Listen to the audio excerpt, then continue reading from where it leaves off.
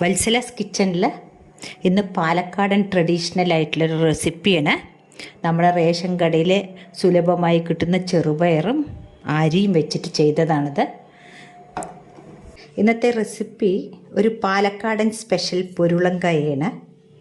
പൊരുളൻകായ എന്നാണ് അതിന് പറയുക. അരിയുണ്ട പോലെ തന്നെ ഉണ്ടാവും.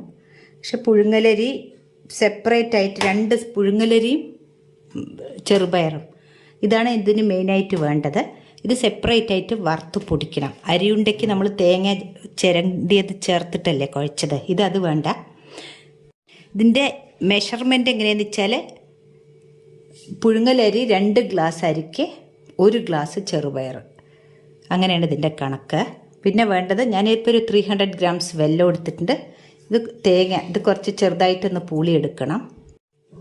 ഇപ്പോൾ റേഷൻ കിറ്റൊക്കെ കിട്ടുന്നത് കൊണ്ട് എല്ലാ വീടുകളിലും സർപ്ലസ് ആയിട്ടുണ്ടാവും ഈ ചെറുപയറും അരിയെല്ലാം. അപ്പോൾ നമുക്കിതിന് ഓയിലിൻ്റെ ആവശ്യമില്ല, ഹെൽത്തിയാണ്. അപ്പോൾ ഈ ചെറുപയറും ഈ അരിയും നല്ലപോലെ കഴുകിയ ശേഷം നമുക്ക് വറുത്തെടുക്കാം. പിന്നെ വേണ്ടത് ചുക്ക് പൊടിയാണ്, അതായത് ഡ്രൈ ജിഞ്ചർ പൊടിച്ച് വെച്ചതാണത്. ഇതിന് ഏലക്കായ അല്ല ചേർക്കുക, ഏലക്കായ ചേർക്കണവരുണ്ട്, പക്ഷേ ഇതാണ് ഇതിന് വേണ്ടത്. ചെറുപയർ നല്ലപോലെ കഴുകിയ ശേഷം ഞാൻ ഇതിന് ഇരുമ്പ് ചീഞ്ചട്ടിയാണ് എടുത്തിരിക്കുന്നത് വറക്കാൻ വേണ്ടിയിട്ട്. ഇത് നല്ല ചോക്കണ വറക്കണം.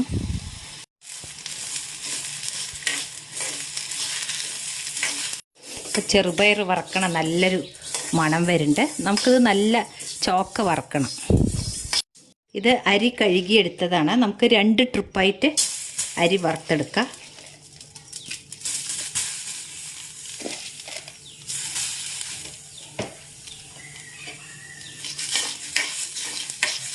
ഇപ്പോൾ അരി പൊരിഞ്ഞ് കഴിഞ്ഞു.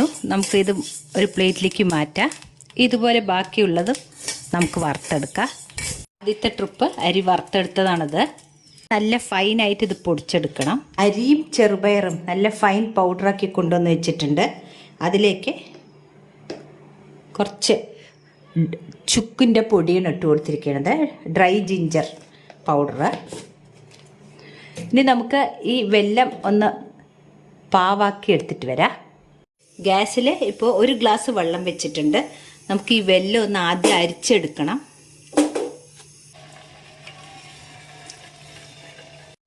ഇപ്പം അരിച്ച വെല്ലം നമുക്ക് ഒരു നൂൽപ്പരുവത്തിലാവണം, നല്ലോണം.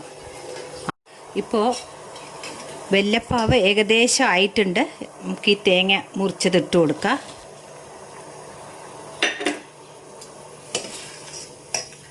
ഇതൊന്നുകൂടി ആവട്ടെ.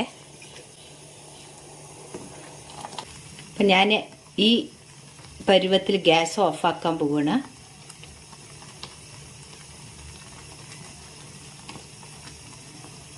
ഇത് കണ്ടില്ലേ,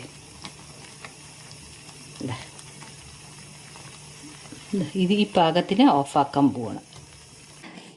ഈ ഡ്രൈ ജിഞ്ചർ പൗഡറും ചേർത്തിട്ട് ഇതിൽ കുറച്ച് പൊടി വേറെ എടുത്ത് വെച്ചിട്ടുണ്ട്. ഇത് ഉരുട്ടിയാൽ ഇതിലൊന്ന് ഇട്ടിട്ടെടുക്കാൻ വേണ്ടിയിട്ട്.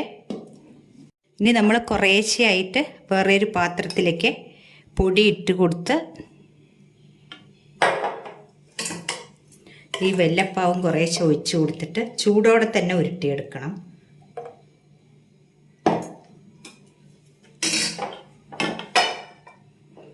നല്ല ചൂടുണ്ടാവും. അപ്പോൾ കയ്യിൽ കൊണ്ട് ഇളക്കിയ ശേഷം നമുക്ക്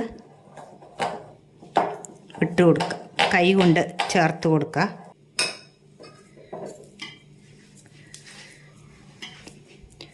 ചൂടുണ്ട് ഇത്, എന്നാലും പിന്നെ നമുക്ക് ഈ പൊടിയിലിട്ടിട്ട്